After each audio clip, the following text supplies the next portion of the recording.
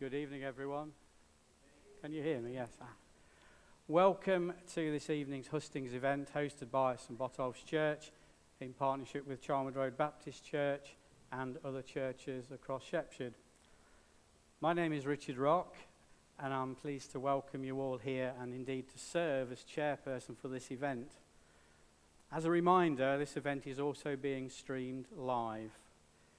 If you haven't visited the church before, just a few housekeeping matters. Our toilets are located over in that corner there, opposite from the door that you came in, at the back through the glass door. In the unlikely event of a fire, especially in this weather, fire exits are located by the toilets through the door there, the door that you came in, and there's a further one over in that corner, just behind the wooden screen that you can see. And we'll all congregate on the path at the top near the car park. Okay. We're here today to listen to the views and policies of our parliamentary candidates and to engage in meaningful dialogue that will help inform our choices come the general election. Before we begin, I'd just like to outline some key points to ensure a respectful and productive evening. It's essential that all participants, candidates, audience members, organisers, treat each other with respect and dignity. Personal attacks, derogatory comments and discriminatory remarks will not be tolerated. I will endeavour to ensure that each candidate is given an equal opportunity to speak and present their views, and we're going to put a time limit of 3 minutes per question answered so that no candidate is given undue advantage or disadvantage. I'll also endeavour to mix the candidates answering the questions each time in a different order. We expect the event to proceed in an orderly manner. Disruptions such as shouting or heckling are not permitted, please. Please remain silent during presentations and responses so that people can hear. Questions from the audience should be concise, relevant to the election and respectful. It's important that questions are phrased in a manner that allows all candidates to respond rather than targeting any one candidate or party policies. This ensures that our discussion remains fair and inclusive. We value your participation and encourage you to ask questions, and those viewing online can ask questions by email. When it's time for questions, please raise your hand and wait for the microphone to be brought to you. We may have people in the church who are hard of hearing and viewers online who need to hear what's being said. Remember, your questions should be directed to all candidates, focusing on issues and policies rather than personal matters. So now we welcome the candidates. We have Jane Hunt, Andy McWilliam, Jeevan Sander, Ian Sharp and Hans Zollinger-Ball. So now we're going to start with the opportunity for each candidate to have their opening remarks. I've set up my timer. Can we turn the heating down, please? It's a little bit hot up here. Thank you. We'll do that for you. In fact, I'll tell you what.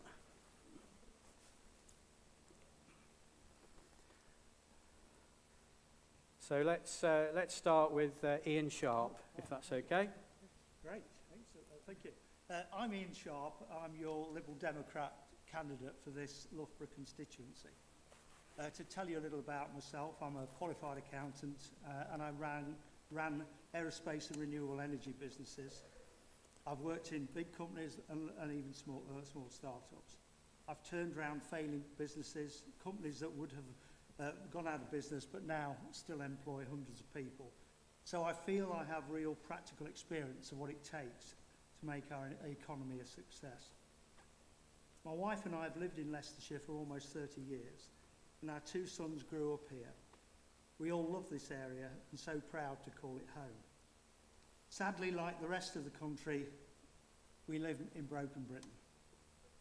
We've seen the collapse in our public services, NHS waiting lists grow by the day, the roads are potholed, sewage is pumped into rivers and sea, police are overwhelmed and prisons are so full that unbelievably court cases are being delayed because there is nowhere for the guilty to be jailed. Instead of governing and solving our problems, unfortunately, the party in power squabble between themselves and fight over who will be their next leader will be. Indeed, it's not even clear Rishi will still be the leader on the 4th of July. So from my perspective, enough is enough. It's time for change. The Liberal Democrats' manifesto offers a bold start to fix broken Britain, especially our fully funded £9 billion plan to tackle health and the care crisis. The bold plan to save the country's health services includes a guaranteed access to GP when you need it, with 8,000 more GPs to deliver that service. And you may say, where are all the doctors going to come from? I had a briefing, as I know some of the other colleagues did, from the local chair of the GP Federation. Unbelievably, there are GPs looking for jobs who can't get one because there isn't sufficient funding for them. We would end the dental desert, where currently so few people can get an NHS dentist, and we would boost cancer survival rates by guaranteeing the start of cancer treatment within 62 days. But obviously, climate is so important to us with climate change. We would provide support to homes for insulation, domestic heat pumps and solar panels, and require that all new homes are zero carbon. And we'll have policies in place to ensure that 90% of our electricity is generated by renewables by 2030. And I think most importantly, we will overhaul the water industry, installing a proper new, strong regulator, making bosses responsible for the filthy practice of discharging sewage into the rivers and sea. We need to do so much on law and order. We will bring back community policing and introduce a new burglary response guarantee to tackle unsolved crimes. But we'll also invest in the criminal justice system, ensuring swift justice. And finally, we need desperately to solve the poor economic performance that this country has seen since 2016. This is the root cause of broken Britain and is due to the catastrophe which is Brexit. We're now sort of 3.5 minutes, so if you Oh, can okay, be, sorry, I do go on a bit. But anyway, the long and short of it is we'll undo Brexit. Thank you. Thank you. Shall we have Hans next, please? Yes. Good evening, everybody. My name's Hans Zollinger-Ball. I'm the candidate for the Green Party. I live with my wife and my 2 children in the Leicestershire area. I own a small business specialized in planning for small domestic houses and also for small businesses. I have traveled extensively in the past and worked in various parts of the world and have seen firsthand how there is a greater need for a more self-sufficient world. My vision for Shepshed, Loughborough and the villages is, first of all, our high streets are emptying and our shops are going under.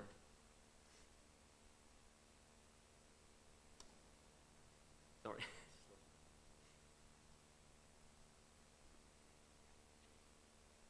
Since the 2008 global recession, small and medium-sized businesses have lost access to funding.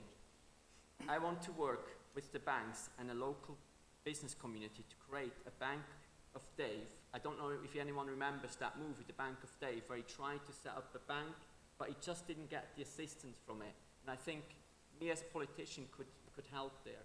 And a bank like that could help local shops, local farming cooperatives who try to build up a local cooperative to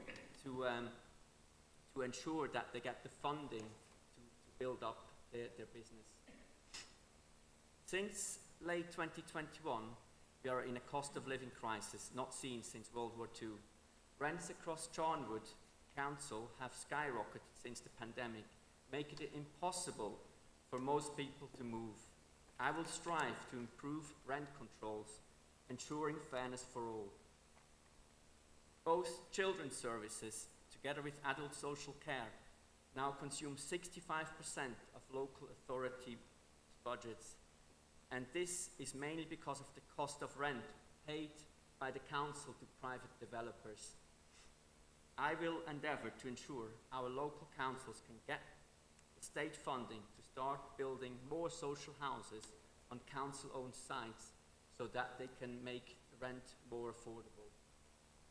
Finally, the Green Party has committed in its manifesto to increase NHS frontline salaries, to guarantee rapid access to GPs, giving everyone access to NHS dentists, and also to help with social care. So that's my first few ideas for you. Thank you. Thank you very much. And now, Andy McWilliam, would you like to speak next, please? Thank you very much. Good evening, everybody. My name is Andy McWilliam, and I've lived in Charnwood for 44 years. I practiced as a, wait for it, an NHS dentist in Leicester. I also practiced for a while in Shepshed, where I now live, and I retired. Now, why did I get into politics, and how did I manage to get into politics? Well, just as I retired, one Nicky Morgan MP, I do believe Jane's former boss, she might correct me there, she replied to an insistence of mine when I insisted that she supported a national referendum for the membership of the European Union. The European Union is a vaguely democratic organisation which I distrust quite profoundly, and this distrust began at the point of Maastricht. And she replied, "I don't respond to threats." What?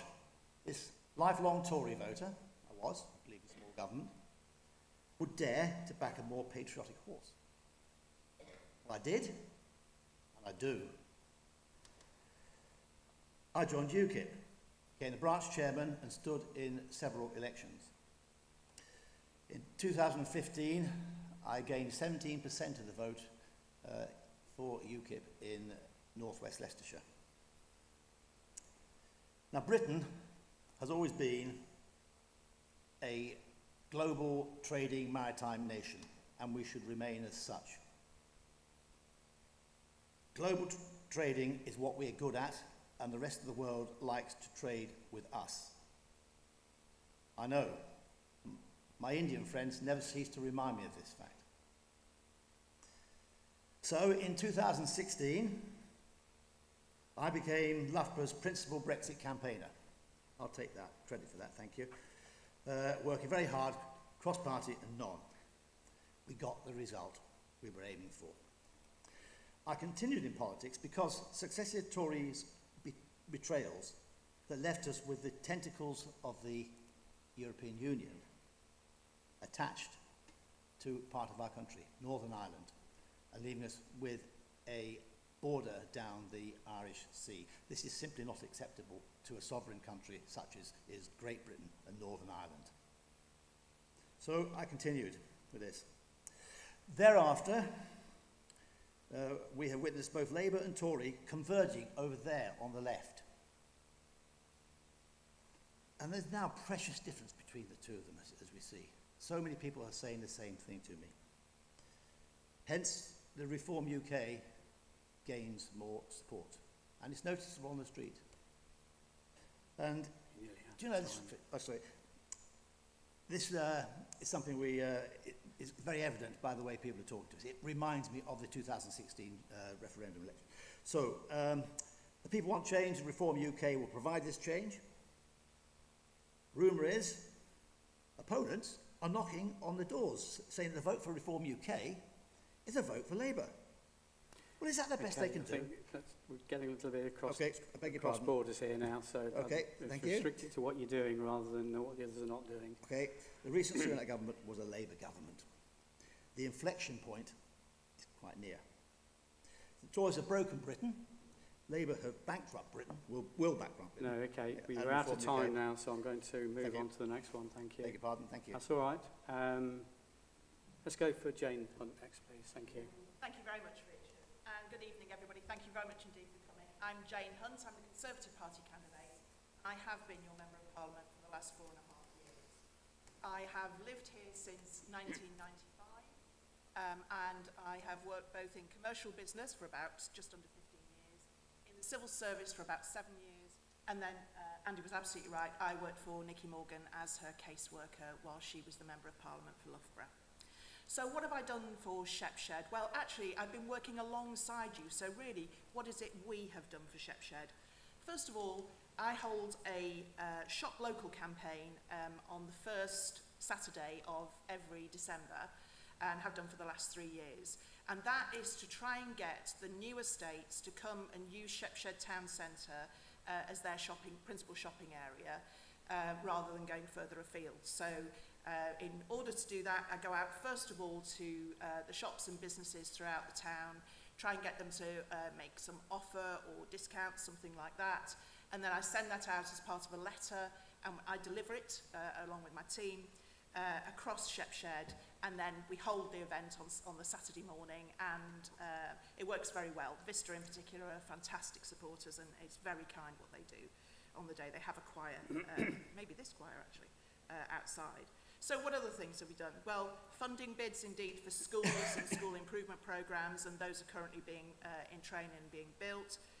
Additional funding for the lorry park, perhaps not useful to the people of Shepshed, but it does bring people to the area.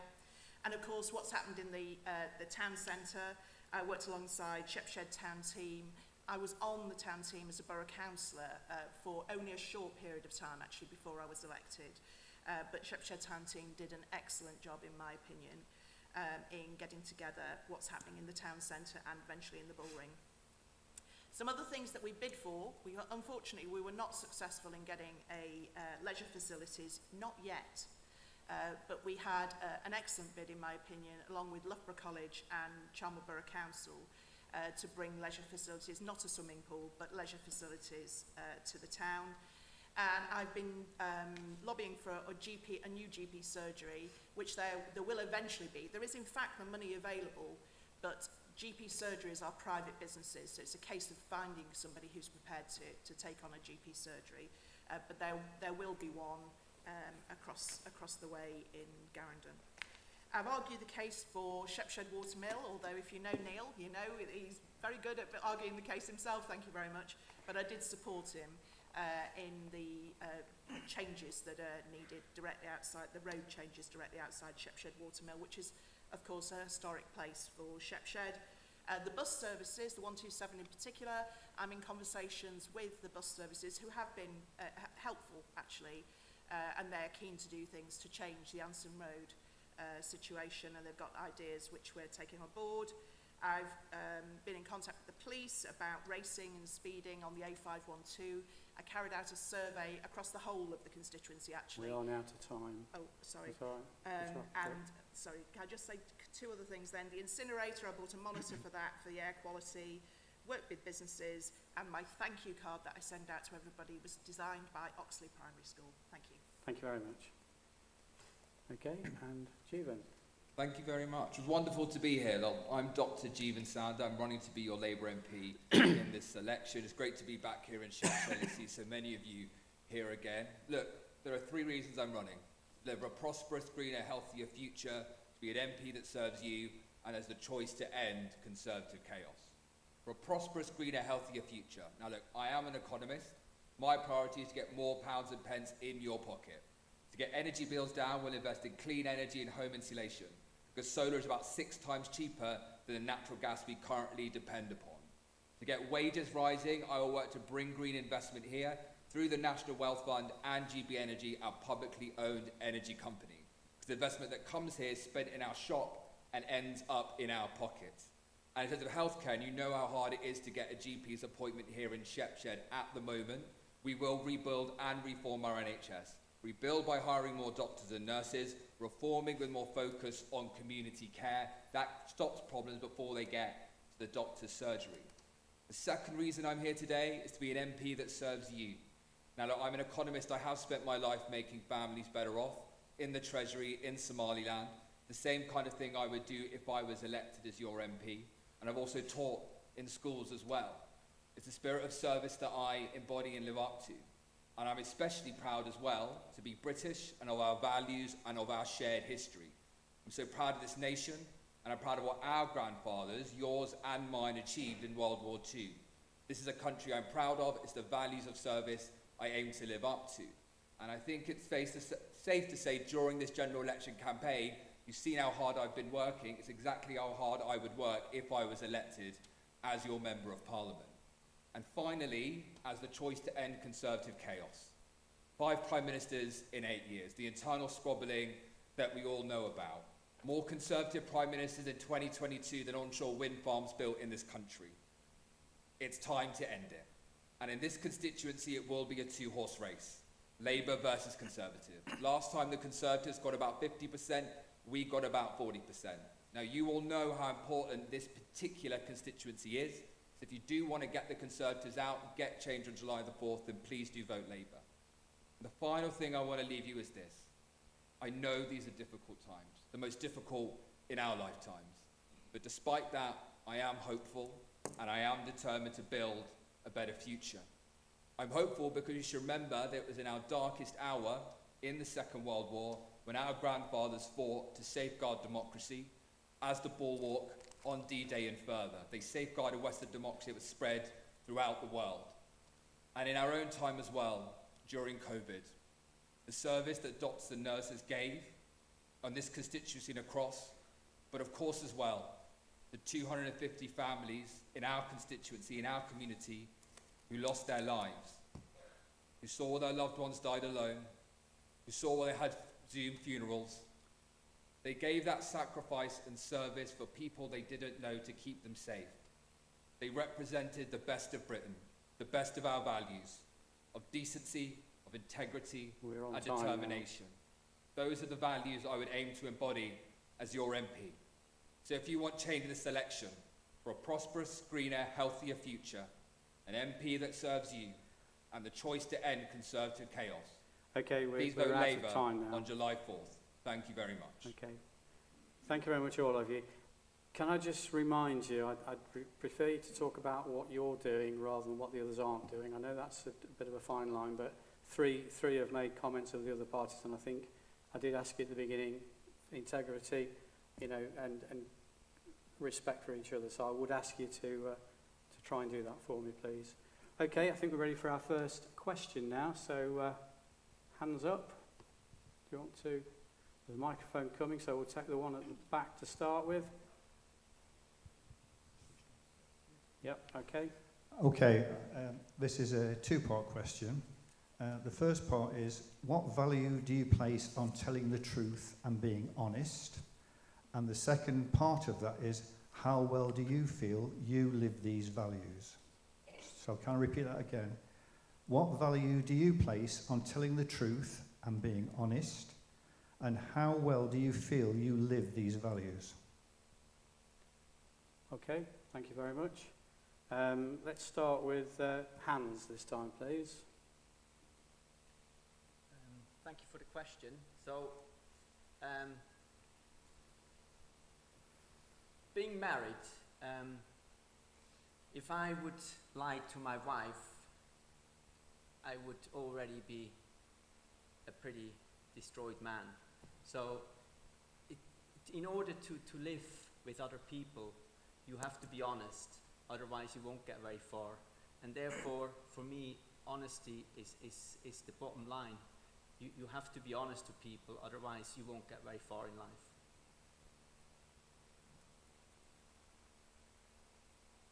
Okay, thank you. Jane, would you like to go next, please? Thank you very much. I would say that honesty is the best policy. It always is. So even if you've made a mistake, you should face up to it and say so and apologise. Do I live up to these values? Yes, I think I do. I certainly try to. Everybody's human, but I try my best to do exactly that. So hopefully you've seen that being displayed over the last 4.5 years. Thank you. Andy, would you like to go next? Thank you very much indeed. Yes, of course. You must be honest.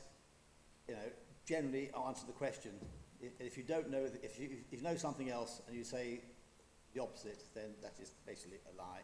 And if you know it's the truth.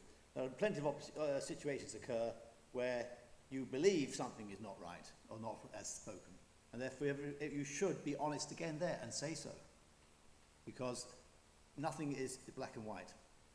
Well, one quantity maybe, but the simple fact is you must do that. So yes, you know, be honest, because if you're not, then if the discourse is ineffective and often damaging. Do you want to do the second part of the question? How well do you feel you live up to that? Well, pretty well, I would say. I would, you know, you've got to, if you believe something, you should say what you believe. And if you're not convinced of whatever somebody else believes, that is discussion, that is debate. So yes, I think I do. Thank you. And Jeevan, would you like to go next? I didn't catch the questioner's name. What's your name? Paul Westall. That's a great question, Paul. Thank you so much. Yes, I do live up to the value of honesty in my life. Of course, it's important for all of us. And for all of us also on this stage, standing to serve the public, to serve you, to work for all of you, it's even more important, right? We cannot consent to be governed in a democracy if our leaders lie to us. If they are not honest with us. We are not honest with you. It's why it's incredibly important and serious for every single one of us who puts ourselves forward for public service to do that. It's also why misleading Parliament is an offence which you can be suspended for which there are by-elections, which people get kicked out. So it's incredibly important, but it's also much more important, I would say, for all of us on this stage to embody those values. And yes, obviously, values I will embody in the future are ones that I hold incredibly dear to me. And thank you again for the question. Thank you. And Thank you. Well, obviously, I think the older you get, the more mature you get, the more you understand, you know, when you're 3 or 4, you know, did you steal the biscuit? No, Mum, when you got chocolate around your face. But I think the older you get, the more you develop your own personal values and integrity and understand the importance of integrity. I'm an accountant by profession. We have a code of conduct and frankly, lying as an accountant in certain circumstances could mean you'd lose your livelihood. So you kind of imbue those values through professional work as well. But I think, obviously, we all know what you're alluding to, and the chair will jump down my throat if I dare cross the line and mention it. But we have, our country does not have a written constitution. It has, bits of it are written, but it's not codified. And how our country has always been run on the good chap principle, or good chapess, I guess now. But the good chap principle, and unfortunately that has eroded. And unless we get a written constitution, we have to get back to integrity. Well, we've always got to have integrity, but it's absolutely vital in our country that we live and are governed and managed with integrity. And dare I say, get back to the good chap principles, which frankly stood the test of times for many centuries before they were pushed to breaking point.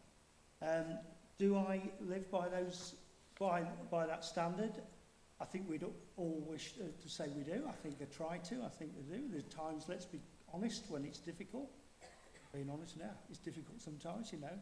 And there is even a school of thought that you can be too honest, you know. And certainly, to copy Hans's reference, you know, does my bum look big in this dress? You know, the honest answer isn't necessarily the wise one. So I think there are some times I think there are some times when one needs to temper the truth with a bit of judicious care. But that was just a bit of light-heartedness. But I think, yes, absolutely, we all try and strive to live by that standard, and it's essential we do.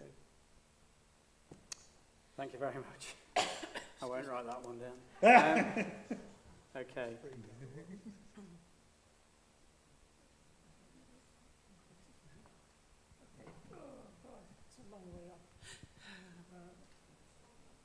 Is this thing working? It is, yes. Okay. Name's Murray Sinclair. Keep it close to your mouth, and it will all hear you. That's brilliant. Thank you.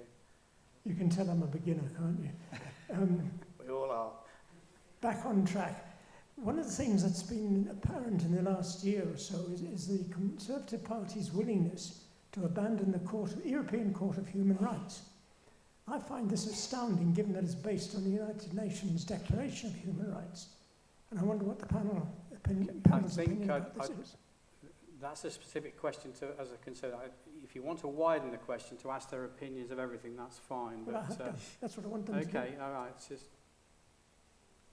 yeah, okay, that's fine. Sorry, yeah, you carry on then, yeah. Right, shall we start with Jeevan on this one then, please? Yeah, well, look, the Universal Convention on Human Rights, of course, one of our achievements after the Second World War, a system of law that protects all of us. The point about human rights is that they apply to all. They represent one of the best achievements of humankind, that all of us have equal value and have equal worth. Of course, it's incredibly important, right? And of course, I think the only countries to withdraw out of it, I think, are Russia and Belarus.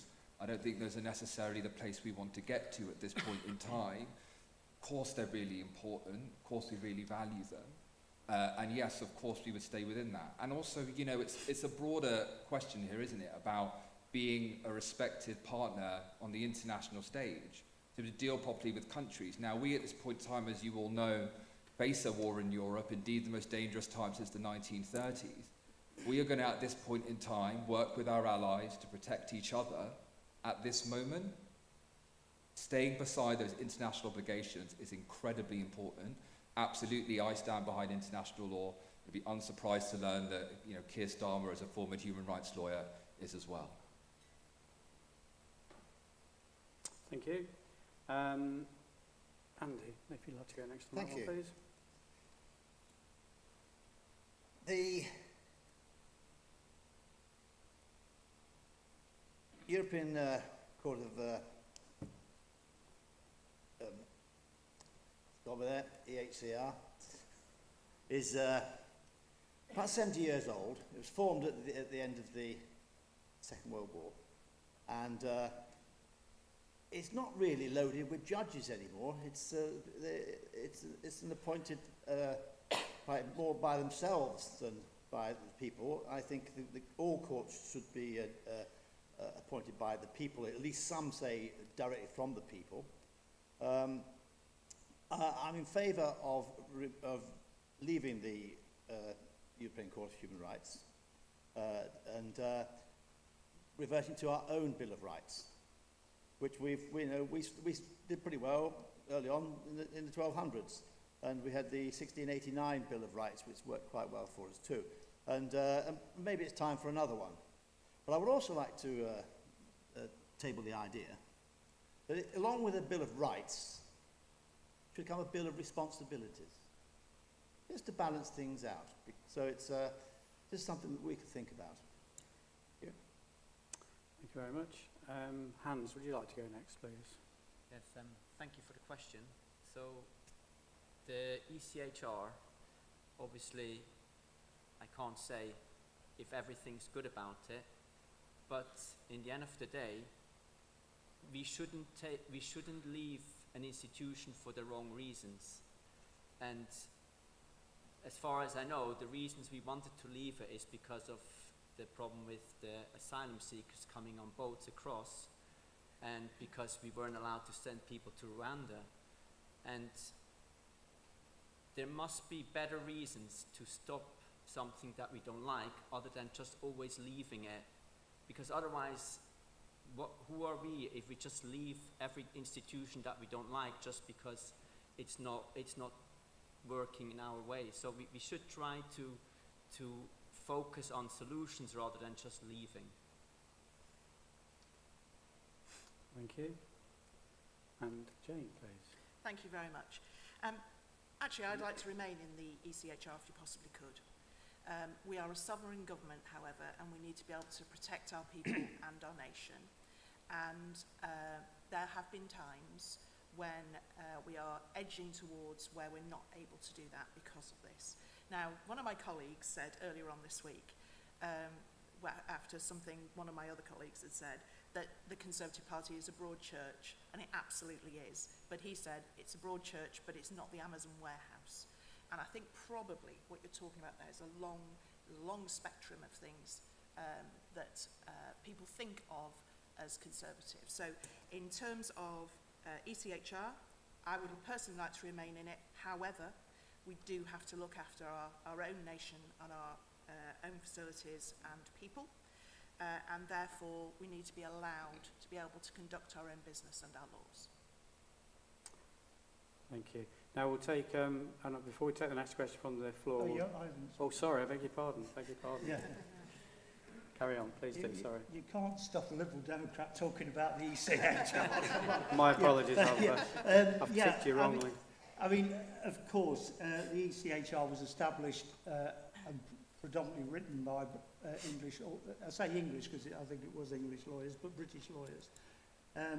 It's been a bogey for the right-wing tabloids and the lunatic fringe of certain parties down the years, because, you know, when the Supreme Court threw out one of the difficult issues that the government did recently, and the Daily Mail puts the enemy of the people, which had last appeared in Der Stürmer under the Nazis. When you start vilifying judges, you know there's something going seriously wrong. The point of judges is they establish, or they apply the law as it's written. This country, and sometimes you don't like it. I think I may have got this right. There's a famous legal phrase, hard cases make bad law. You know, people will want to change the law because of some egregious thing that's happened, and the judges have said no. That person has rights, or the law is not written that way. So the ECHR is a difficult straitjacket for governments who want to do things that contravene law, treaties that we've signed and undertakings that we've entered into. And so therefore, particularly as we've already said, this country does not have a codified constitution. You cannot go and pull our constitution off a shelf. A lot of it is down to custom and practice and common law that's applied by our judges. But when the government can put a bill through Parliament, like the Rwanda bill, that says this is disallowed, from the judges cannot judge on this aspect of law, then we need the protection of the ECHR, because in America you couldn't do that.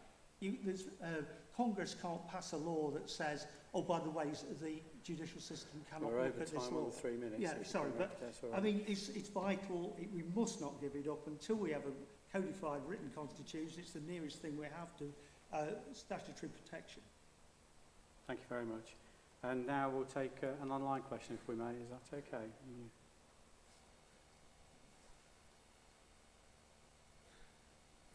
So the question is, what is their and their party's position is on frozen pensions for British pensioners living in Canada and other overseas countries who do not receive an uprated pension despite having paid into the same scheme as everyone else? Is that the full question? Thank goodness for that. Do you want me to say it again, or are we okay? Ian, would you like to start on this one so I don't miss you? You're going to get a very short answer, because I mean, I obviously empathise with these people. We don't have a policy on it. I don't have any knowledge on it, and I have nothing to say. But there you go. Truthfulness. Thank you. Hans, would you like to go next? Yes, thank you for the question. Same situation. We don't have a policy on it, but in the end of the day, if someone pays into a pension wholly lifelong and works here their whole life, it shouldn't really matter where you live. You should have the same opportunities and same rights to a pension as people who live here. Thank you. Gene, would you like to come in now? Yeah, well, I can tell you now, Rachel is very, very strict with the public finances, would not appreciate me spending billions of pounds up here tonight. We are absolutely drilled into us. Look, every penny that we will spend is set out in our manifesto, and include that in how we pay for it. On this particular issue, I do have a lot of sympathy. In line with long-standing British policy of 70 years, we will not be operating overseas pensions. Okay, thank you. And Jane, would you like to go next? Thank you very much. A tricky one, really. I'll declare an interest because my mother lives in France. And of course, these people we're talking about, these pensioners, have probably worked in the UK for many, many years and have put into the system through various different, through taxes, etc. and therefore should be able to get out what they put in. But at the moment, that's not the case. If this is this a constituent? I take it is somebody in Shepshed. Yeah. If they'd like to come and talk to me about it, assuming I am the person to talk to afterwards. Otherwise, please do talk to one of the others. And I am sure that we'll be able to try and put forward lobbying on this with the Minister. Thank you. Who's Paul Maynard. Okay, and Andy, would you like to? Thank you very much. Yes, indeed. A pension is a contract. You pay in and you receive the contract as per the contract. And it's not a benefit, as some people try to dress it up as. It's not. So if they paid into it, they should receive what everybody else has received, and to shortchange them is simply not correct. Dishonest. Okay, thank you very much. Right, we'll take another one. Yes, thank you.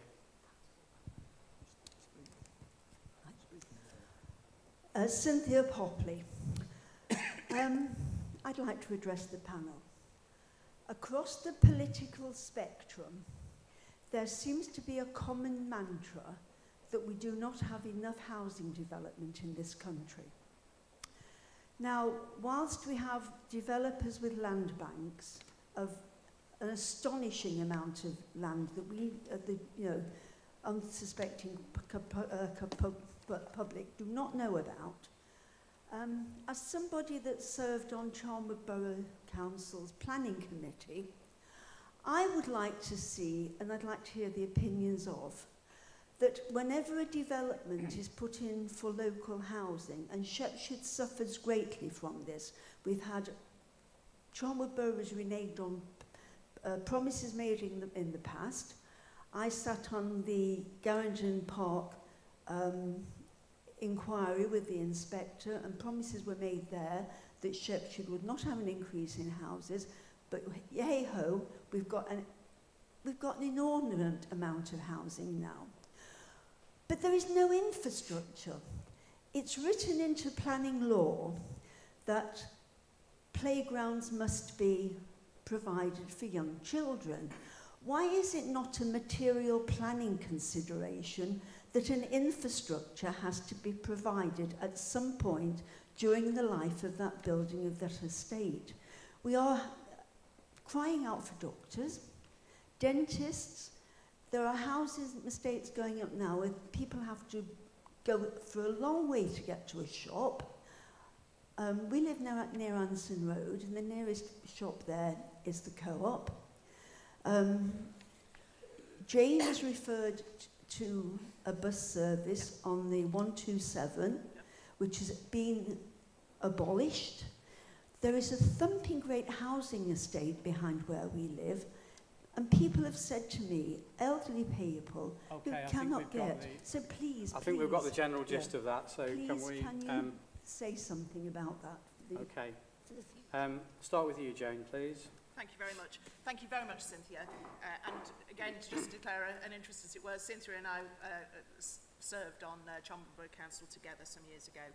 So the reason that there has been this, there's several reasons, but the reason why there has been this growth of housing in the Shepshed area is two reasons really. One, because we didn't keep the 5-year land supply, a technical term you'll know about, but for everybody else's purposes, where you have to be able to show enough of land available to create enough houses for a 5-year land supply, and we've not been able to meet that. And also, Leicester City Council do not build enough houses and refuse to put them in their local plan, and therefore their excess has to go into the sub-regional area, which in particular in 2015 was Charnwood, and they've still got 7,500 houses, I think that's right, that are still not allocated, and therefore those go to where there is no 5-year land supply. I've written a paper on this and lobbied on behalf of Shepshed actually with ministers. The brownfield site idea I had was about every time a house is built on a greenfield site, there should be a levy placed on that that's paid for by the developer that goes immediately to wherever there's a brownfield site that needs clearing, and it's used specifically to clear brownfield sites for residential purposes, and that's getting some traction. So I'd like to be able to do that. Shepshed is a town, and it absolutely should have the facilities that you're talking about. Whether it had those housing areas or not, it is a town and should have those facilities. And so again, in planning consultations throughout the years, actually, the first one I did, I think, was in 2020, maybe in 21, I've talked specifically about planning for places to actually live and to have facilities to occupy, and referred specifically to Shepshed. Just very quickly on that bus service, you're absolutely right, the 127 now goes down the Meadows instead of down Anson Road. However, having spoken to the bus service, and they are being helpful, to be fair to them, they're just waiting for the roadway to open up down Buttercup. At the moment it's being used effectively as almost like the building works site, if you like, but there's not very far to go. And then the number 16 will do an extra bit and go down that way, and that way will pick up Anson Road. Or the alternative, which I've put to the council, is that the 129 does an additional loop as well. It wouldn't stop going anywhere else, just be an additional loop. Thank you. Jeevan, would you like to go next, please? Yeah, thanks a lot. That's a great question, Cynthia. Look, let's be frank and blunt about this. Our current planning policy has failed. We get the wrong kinds of houses in the wrong places without the infrastructure there to support it, and you've seen it across the piece. I speak to dozens, now hundreds of people a week, and people who complain about new housing don't say, I don't want to see new housing. They say, look, I understand people need a place to live, but as you guys know, I can't see my GP at the moment. The place is flooding. In Barrow, the sewers are overflowing. Schools are full in parts of Woodthorpe. Across the piece, just not enough infrastructure, right? A failure of planning. We have to fix it. It's something a Labour government's absolutely focused on doing. So what we're going to do specifically, Cynthia, is reform planning laws to make sure that Section 106 money, that money for infrastructure, is released more quickly. But we also need to, as well as changing the rules, put the resources back to local councils. So we are going to have 400 new planners to go into council buildings. So you have negotiations with those developers, and you get the money released that you need for everyone else who needs for the infrastructure for those new housing developers. And you've seen it, of course, as you drive around. Huge housing estates without shops, without pharmacies, without doctors. Those are the kind of things that would do. In case you're wondering, by the way, we're paying for those planners by increasing the stamp duty for foreign buyers in this country. So it's what we're going to do. And then beyond that, of course, I'll be honest and frank with you, we do need more houses in this country. It's why Keir today has talked about building 1.5 million new homes. That's also something that helps economic growth. Look, I'm getting a bit older now, right? I've got greys in my hair. But I am of a generation that does need houses. And actually the divide in my generation at the moment isn't between who has a good job and who doesn't. It's whose mum and dad is rich enough to give them a deposit and who isn't. And you guys know lots of nods here from pensioners as well, because you want your grandkids to do well. So yes, we are going to build those houses. We are going to ensure that actually that comes with the infrastructure that we need. And actually that makes us all better off. So it is something the next Labour government's going to do. It's one reason I'm so proud to be standing on this manifesto. There's lots of reasons. It's part of the broader thing as well that young people do not have a decent shot in life. Wages up by over 100%. Sorry, house prices up by over 100%. Wages only up by 20%. It's why we can't afford housing. It's why we're going to build homes and get the infrastructure you need. And thank you very much for the question, Cynthia. Thank you. Ian, would you like to go next, Sure, please? thank you. Yeah, great question. I mean, housing is such an enormous crisis at the moment. And I think I might not tread over the line here because it's ancient history, but it's interesting how decisions made by governments echo down the years and almost grow like an avalanche. The Thatcher government sold off the council houses. They were supposed to be, the money was supposed to be invested in new council houses, it wasn't. And when you look at the build, we had a very interesting presentation from a housing association which showed that private building had kind of been relatively stable over the decades. But in the early 80s, the social housing stopped, and that has created a crisis. And so, interestingly, we're proposing to build 150,000 social houses a year. I think these days they wouldn't be council houses, they'd be housing association houses. But we need to give people on modest means, and I mean these days modest means in terms of buying a house is 60 or 70,000 a year. I mean it's just unbelievable the cost of that. So we're pledging to build 150,000 social housing, which I think is tremendous. Not only because it gives accessible housing to people who can't afford it, but it addresses the issue that Cynthia referred to and Jane picked up as well, this issue of land banking. Because, you know, planning applications go in, the Borough Council thinks they've done tremendously well because they've got this great production line of houses coming down the line. The housing market isn't quite optimal for the builders, so they don't build the houses. And so if the government or the state is building 150,000 houses a year, it's delivering properties to the needs of the people, not on the profit maximisation of the housing developers.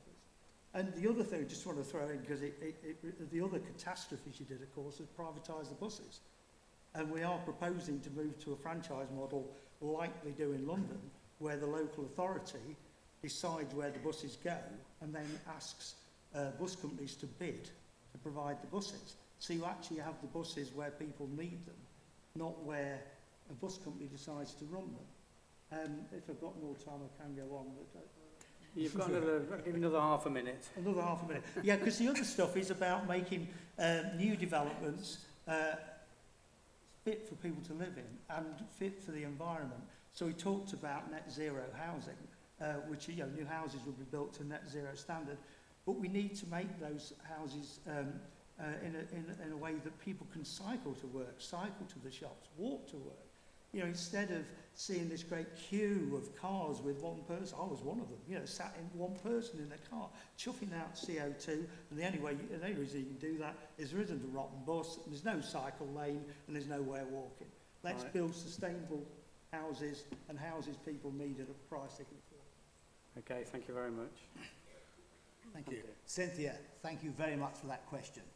Most significant. Now, the first question this evening we heard was about honesty. And to be honest with you, what has not been mentioned is what's causing the problem. We don't have a housing crisis, we have a population crisis in this country. Since 1997, the population of this country has gone up by 10 million.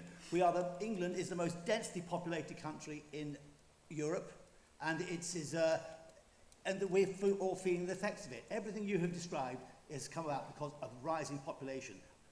People, you know, the people in Shepshed, they say, where all these housing, where are people coming from? Well, they're coming into this country. Most of them are coming in. Some are actually born here. And then they are going into the cities. The people are moving from the cities, coming out into the countryside and the towns. Now, this is what is going on. But since 1997, when Blair came into power, the population, they've been looking for people to come in. Why? Boost the economy, but it doesn't boost the GDP for the individual. We've all got poorer for it. We've all got more close together because of it. And this lady and this gentleman have not answered that question. They just, the rearranging the deck chairs on the Titanic, that's what it comes down to. And, oh yes, they're here now, and we have to deal with it. In that sense, the answer they've given are fair and reasonable. But the first thing to do is admit what caused the problem. And the problem is immigration, deliberate immigration. And if this Tory government, or the last Tory government, because it is the last one, Careful. If they had really meant anything about it, they would have done something about it. But they don't. Follow the money. Thank you. Hans, would you like to follow that? Please do. Good luck, buddy. Thank you for a question. A friend of mine, she's a teacher in her 50s, and her daughter she works full-time and her husband full-time, and they're trying to get on the housing ladder. And my friend, she saved up enough money for a deposit, and together with deposit, they have now managed to buy a house. But the house they had to buy was shared ownership, which means they own a fifth of the house, and then eventually, probably never, they will try to buy the house. The problem is developers. They have taken over this country, and the only way really to get people into housing is to build, like we did after the war, social houses and council houses, because by just leaving the whole problem to the developers, we can try anything, we can tweak it this way and that way, we will always lose, because they have all the power, they own all the land, and they have all the solicitors. When they come into councils, they just win, and they can build wherever they want in the end. And the only way to stop that is by having more social houses. And the Green Party proposes, similar to the Lib Dems, to build 150,000 social houses a year, which would help the people who really need houses to get back into houses that they can afford without having to fight and to try to pay the minimum bills and live in shoddy houses. Thank you. Thank you very much. Right, shall we take one more from that side and then we can move over to this side, Bob? Is that all right? Yeah, okay. Far away. Hello, my name is Claire and I work in adult social care in Leicestershire. And this is a struggling service. Can you keep the microphone to your mouth? Yeah. That's lovely, thank you. This is a struggling service throughout the country, as we're all aware, and it's critical because it supports the NHS with hospital discharges and everything. And I would like to ask all the panel what their views are about the priorities for adult social care in this country. Thank you. And obviously locally as well. Thank you. Okay, if I can ask Andy to come in on that one first, Thank you very please. much. Yes, thank you. Adult social care. What I have noticed recently, due to personal circumstances, is that people going into care later and later with more advanced issues before they go into care homes, etc. And they're struggling very, very hard. Yes, they've employed a lot of people from abroad, which is quite absolutely right. I had nothing wrong with that at all. But what they also did after the COVID, people who refused to take the vaccine, they sacked them, and most of them don't want to go back now. They've been insulted by it. But it's a massive problem looking after the elderly. I'm going to be one myself before long, and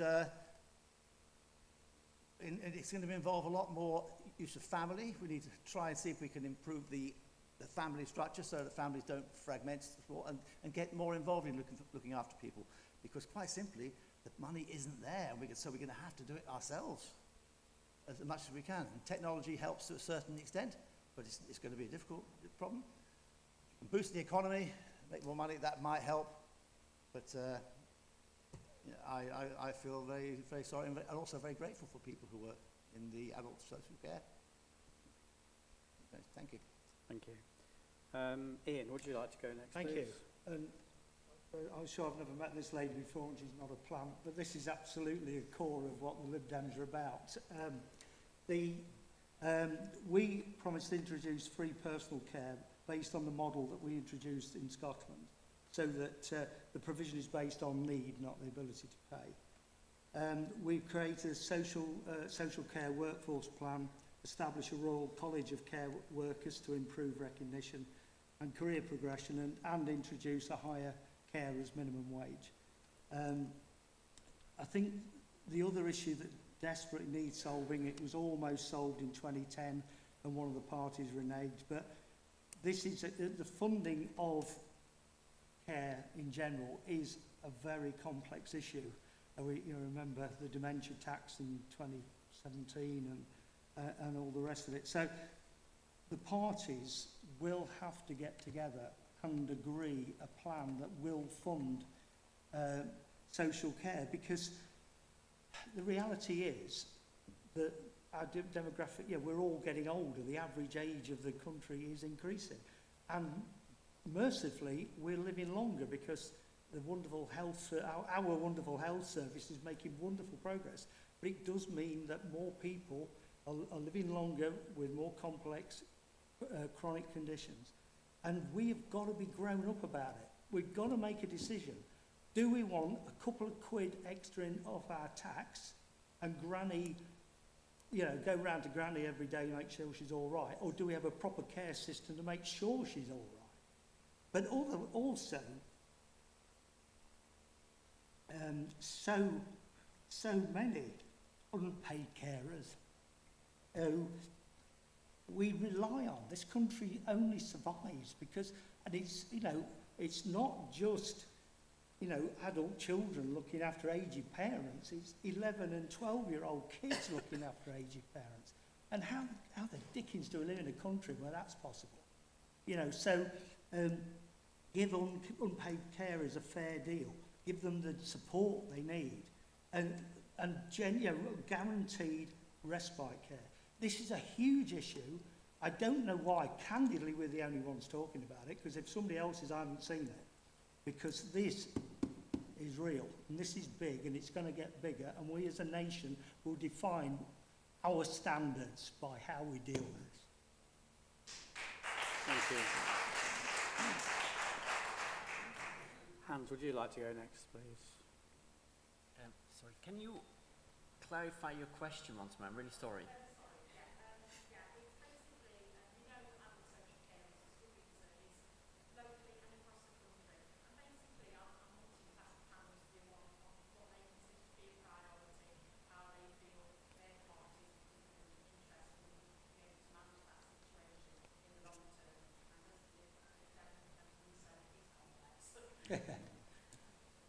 Thank you.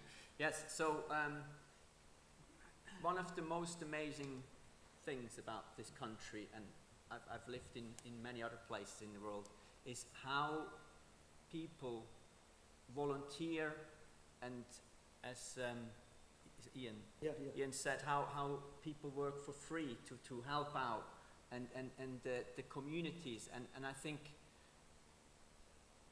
the Green Party obviously is very aware that we are actually committing 20 billion towards social care, but in the end of the day, it's still about the communal interaction, and especially with our society getting older, trying to find a way that people don't have to live in their house on their own, and having people visiting. I think that is something that we have done so well, and I hope we will find a way again to improve that in one way or the other. But it is obviously about money, but it's not just about money, it's also about the communal whole together, so that is a big challenge. Thank you. Jane, next Thank please. you very much. Thank you, Claire. It is a complex one, it really is. A lot of my casework comes about adult social care and putting forward cases on behalf of people who need to get somewhere through the system. There's pinch points all the way through. Now, some of the things we have done, for example, we've had a set of Vanguard projects that are looking at certain things and how we could do them better. So, for example, the hospital in Southampton, forgive me, I can't remember the name of it, but the main hospital in Southampton is looking about how to get elderly people well out of hospital and into the appropriate levels of care, for example. But yes, you're absolutely right, it's a complex issue, not just about going from health into social care, and we really have to join up the dots there, definitely, but also about social care itself, even if you've not been in the hospital setting. We put £3 billion additional ring-fenced into adult social care last year, and we've pledged £4.8 billion this year, again ring-fenced. But you're right, it is a huge issue. The county council, who I guess you work for, do an excellent job in my opinion. It's hard, it is hard to do. There are few places to find. There's people you've got to find to put in, say if they want to go back home, for example, make sure that their property is okay, so there won't no trip hazards, that kind of thing. There's all sorts of aspects to it, and it's about our elderly that we're talking about, so it's very important. Thank you. Thanks very much. And Juvan.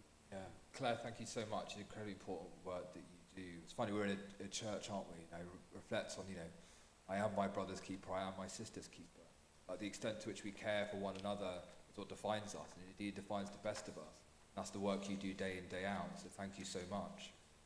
You know how much care is in crisis at the moment, and Ian's right, it's been going on for years, and it's only getting worse. I've had so many conversations with people in tears, not just because they're not receiving the care they need, but also worried about things getting taken away from them, about fights being picked for political reasons, fights being picked with the disabled, frankly. It's shameful and it's wrong, right? And we need to fix it. If we are elected, we will move towards a national care service. That does include universal standards, does include better training. We're going to move towards that. And it's going to take us time because there is a lot in this country we need to fix. You're right, it's broken Britain, right? You can see it everywhere you go. You drive on the potholes to go to a GP surgery you can't get an appointment to a school that's full. And when you come home, you can't pay your energy bill. And on top of that, we need to fix social care as well. Absolutely. So look, there is a stage we're going to move towards, right? We're going to start to move to fix this care system, right? Ensure that they receive the recognition they deserve. We do see other countries do it quite well, actually. A proper career path so people want to stay inside the sector, universal standards. And as you know, with the vacancies in the sector, somewhere between 11 and 18%, but I haven't looked at the figures in a year or two. When there are fewer care staff overall, that means more pressure on those who are there, people turning and turning and turning. And there's so many people who say to me, look, the care I receive is absolutely brilliant, but the carers themselves are not able to do this job, and that's why they cycle through so quickly. And some of the chaos you see, look, I as care provider went out of business because they just weren't getting payments through. The chaos of governance is costing us all. But thank you for doing it. It's such important work. Thank you again. Thank you. Another question then, please. Oh, go ahead. Thank you, Richard. Nigel Billsborough, Shepshed resident for 38 years. And my question, I suppose, harks back to the first one of the evening about honesty. A recent survey published by the National Centre for Social Research, I used to work with them, so I should know that quite well, found 58% of respondents said they almost never trust most politicians of any party to tell the truth. So, in the week that your manifestos have been published, how do we, as your potential voters, know that you can or will deliver on your promises? Thank you very much. We'll start with Jeevan this time, please. Yeah, thank you very much. It's a great question. We've been very honest. I think I started off by saying this. Look, I'm hopeful and determined about the country we're going to build, but this is an incredibly difficult moment, and it is going to take us time. This is a turnaround job. There is no magic button called Labour government that fixes all these problems that we can press if we are elected. What we have also set out in the past week is a set of first steps that we would deliver to get this country back on the right track. The first of which is economic stability. Businesses can invest. Look, the chaos you've seen at the moment, it means businesses can't invest and we can't grow. We'll deliver those 40,000 appointments by hiring more doctors and nurses and paying for more overtime. We'll get crime and antisocial behaviour down. Yes, it's about hiring police, but it's also, on the other hand, about antisocial behaviour respect orders. Hire 6,500 more teachers as well, and also do curriculum reform on the other side. And as well as that, set up GB Energy, our nationally owned energy company. Those are the first steps towards transforming this country. But it is going to be, and Keir set out in his missions last year, and I think we have at the moment what I can see is the most detailed pre-manifesto programme of government, the history of this nation, the set of missions, the decade of national renewal we want to achieve. But I am straight with you, we're all going to be very straight with you. It is going to take time. There is no magic button.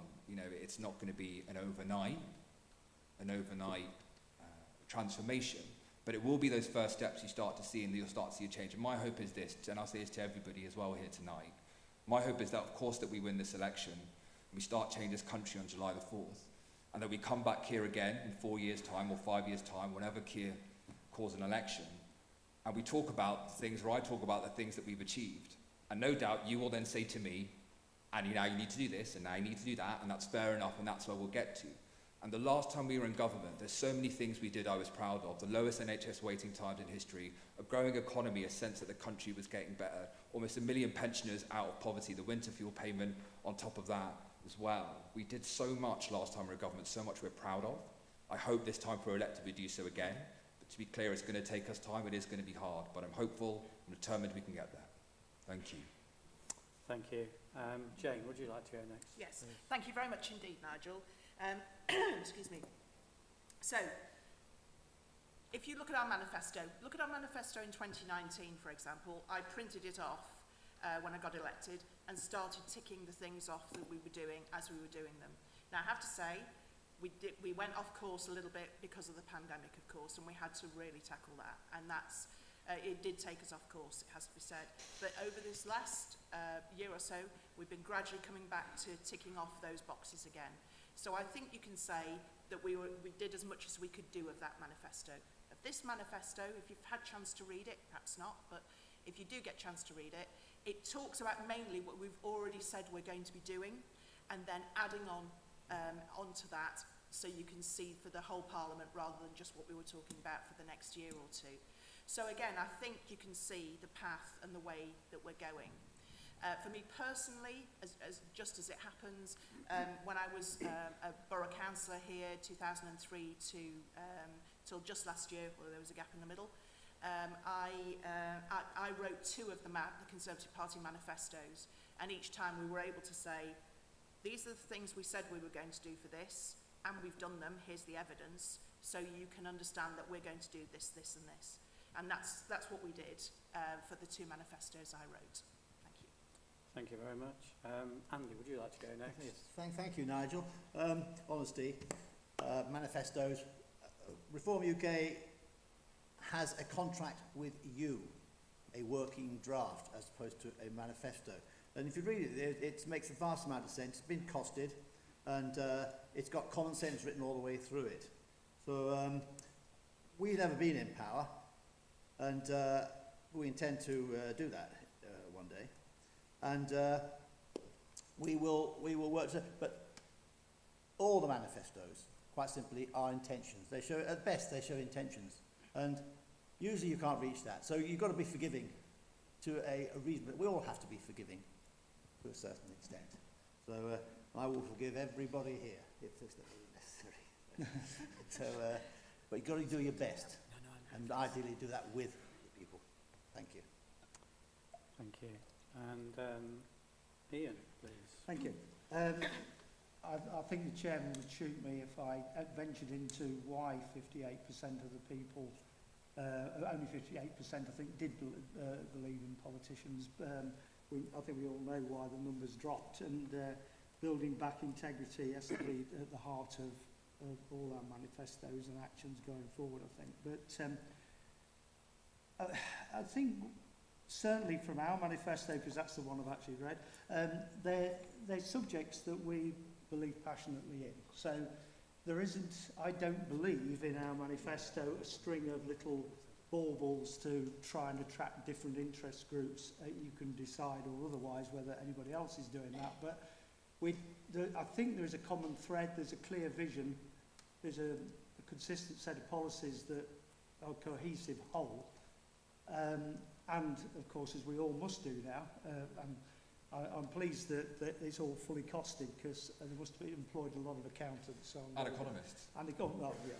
I know we don't worry about economists, you mean. But, no, I guess we all passionately believe that our manifestos are going to be delivered. I think, there's a lot of heart and a lot of commitment and a lot of values behind ours.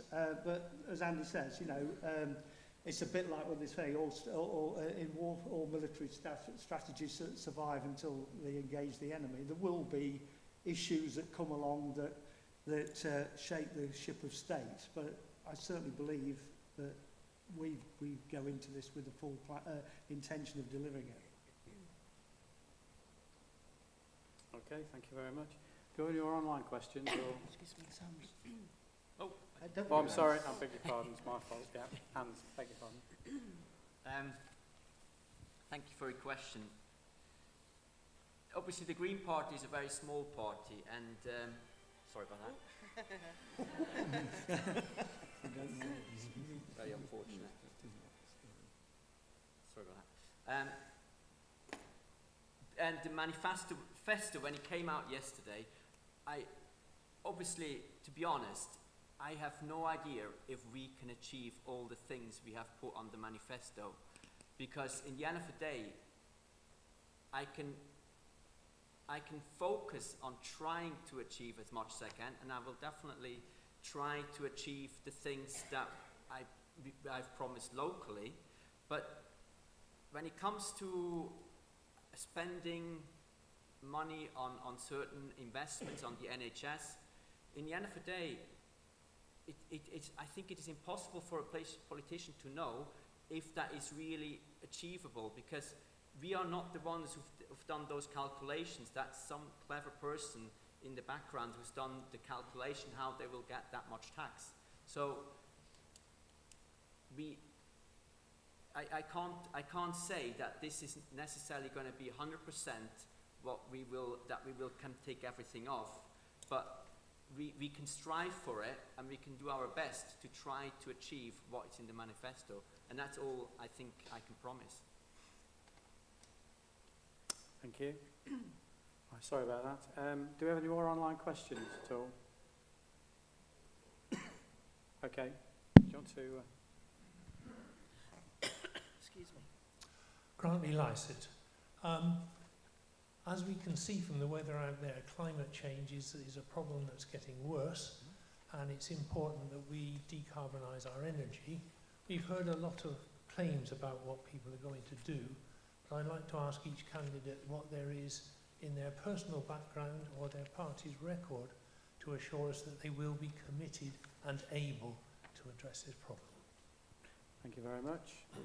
We'll start with Andy this time, please. Thank you very much indeed. Thank you for that question. Climate change. Well, the first thing I would like to say is the climate's changing, and it always has. So, I personally have nothing against green energy. I think it's a good thing, and I wish every success it can get. But you can't do it single-handedly. It either has to be a global agreement that works and everybody's put in at the same rate, or it's not going to work. There's absolutely no, if you're right, and I don't believe that a vast number of people are right about climate change, by the way, because it always has changed. But if we decide to go net zero rapidly, whenever that date is it 2035? If we do that, and we reduce the input of carbon dioxide into the atmosphere, it goes down by 1% or a bit less. But if India and China and the United States and Russia and anything else don't subscribe to this and don't do this, and they are digging more coal out of the ground and burning it ever more, opening new power stations ever more, it is going up.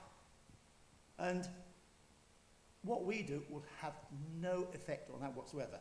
So all it will do, we will damage, the cost of subsidising it will damage the economy of Britain. It'll got British business, and British households will pay for it as well. It's not sensible. Now, we can argue about whether greenhouse gases are causing the warming up of the earth, but there's a vast number of people out there who do not believe that it is, and that it's a much bigger thing. It's a solar thing. So that may be one of us is right, but if I'm 100% wrong and you're 100% right on this, what Britain doing it as it's doing is not going to work at all. Thank you. Thank you very much. Ian, can we hear from you next, please? Thank you. Well, I mean, I did run a renewable energy business. We were very active in developing the electrical systems that transform the power that wind turbines now produce. I think the important thing is that the world leader in green technology is China. China is investing an awful lot of money in solar. I don't know if you've got a solar system on your roof, it's probably come from China. They're one of the biggest producers of wind turbines, and they're going to be the biggest producer of electric cars. And he's right, of course, we must have an international agreement to ensure that all countries pull together. But you only get countries to pull together if you are an exemplar, if you are a leader, if you show everybody what you're supposed to be doing. And one of the key things, I mean, so many things in life, you just grit your teeth and think, how can anybody be so stupid? But there was a levy in place that collected funds which the utility companies were then required to spend insulating old houses. I won't say who it was, but somebody scrapped that when Ed Miliband... Go on. Yeah, but Ed Cameron did. And it was the green wrap, as he said. I think it was something like that he said. So, the scheme was scrapped. Loads of people were made unemployed at Marks in Leicester, and the whole thing stopped. And then Mr. Putin came along and switched the gas off. So that was a really good idea, wasn't it? I mean, I think it was 10 years between him, the green wrap and no, maybe not 9 years. And Putin turned the gas tap off. So doing the right thing about energy, we want to, as I've already said, help install heat pumps, which are unbelievably clever because you actually get more heat out and you put energy in. Don't even try to ask me how that works, but it does. You know, insulating people's houses, all these rows and rows and rows of terrace houses with people who are almost certainly not the richest people in our community, helping them cut down on their electricity bills. Let's have loads more solar panels. I've got solar panels, I've got a little app, I check what it's doing, and some days I cry and some days I smile. But anyway, it's good. So we have to do that. Anthropogenic, I think it's called, isn't it? But the global warming is happening, and it is driven by CO2, and you won't often get me to praise Margaret Thatcher, but she was a scientist, and she wrote 30-odd years ago that CO2 in the air is causing an increase in the temperature.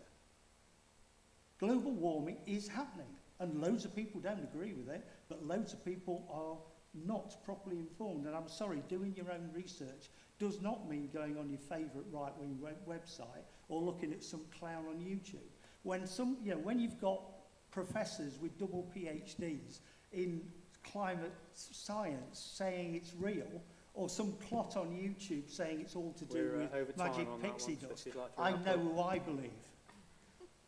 Thank you. Hans, can I come to you next, please? I don't know where he is now. Just here. Oh yes, thank you for your question. So, putting a date on when we can come to carbon neutral, I think is a bit problematic because we just don't know if we're going to achieve that. So I'm not keen on giving a date, even though I think the Green Party has now given a date.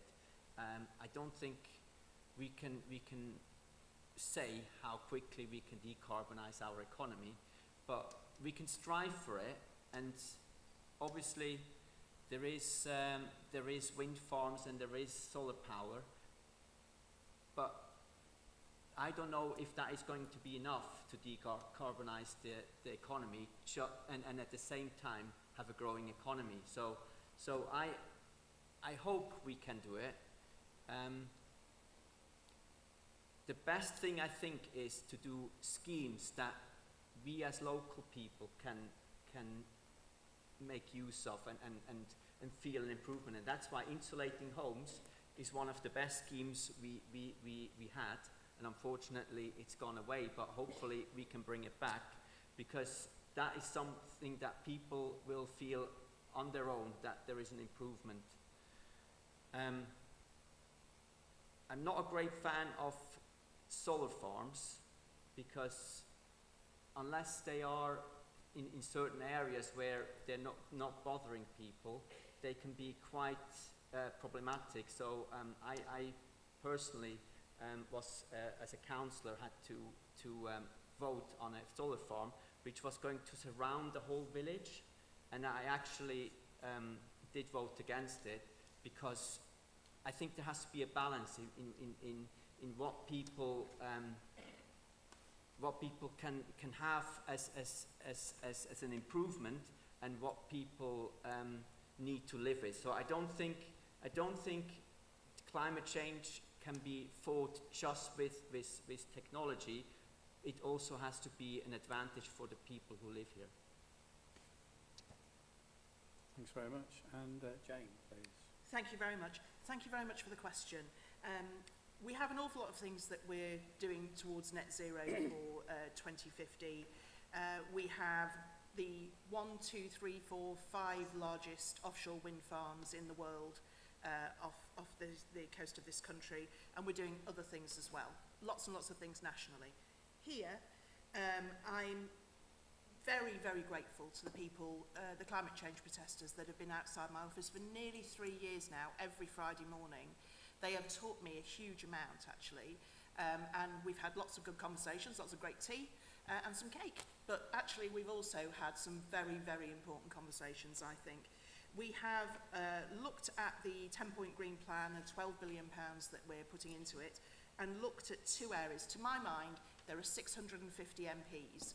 If we all look at just one piece each, then we will be able to cover a whole topic rather than constantly looking at the whole thing. So we decided to look at housing and hydrogen. Housing because obviously that's very important to the whole country, but particularly for Loughborough and for Shepshed, where there are Victorian terraced houses, which I think are beautiful actually, but we need to be able to do something to insulate them inside. And I've met with several companies, businesses and organisations to try and understand what can be done in those types of housing, and also put questions in the chamber on that particular topic. And then we also picked hydrogen, not least because we have Intelligent Energy based in Loughborough, which is a fantastic company, one of only probably 5 in the world that can do what they do with hydrogen fuel cells.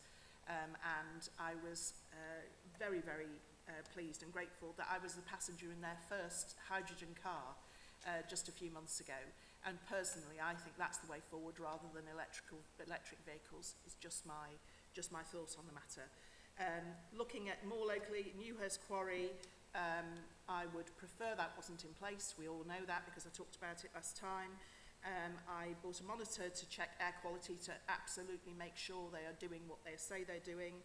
And I've worked with UK Win because they believe there's an 18% overcapacity of incinerators in this region, and therefore, why on earth should Shepshed Incinerator then ask for an extension to their permit, which they currently have, and I have objected to and spoken with the Minister about it.